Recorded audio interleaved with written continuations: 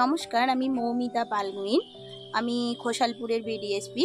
আজ আমি এসেছি কাস্টসাগরায় আমার এক ব্যবসায়ী দিদি কাবেরীদির কাছে।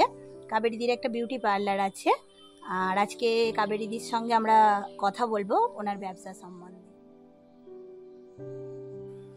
নমস্কার, আমি কাবেরী দলুই। আমার একটি বিউটি পার্লার আছে।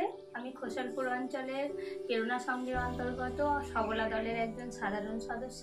আমি প্রথমে সিসি থেকে লোন নিয়ে আমার পার্লারের ঘরটি নির্মাণ করেছিলাম। তারপরে আমি ওএসএফের লোন নিয়ে পার্লারটা গুছিয়েছি, সাজিয়েছি। আগের থেকে আমার কাস্টমার এখন আগের থেকে অনেকটা বেড়ে গেছে এবং ভবিষ্যৎ পরিকল্পনা আছে আরও পার্লারটাকে বড়োভাবে সাজানোর, এবং আমি নিজেকে প্রতিষ্ঠিত করতে চাই। আমি ভবিষ্যৎ ক্রেডিট কার্ডের জন্য অ্যাপ্লাই করেছি এবং আমার কোনো ইউটিউব চ্যানেল নেই এখনো পর্যন্ত।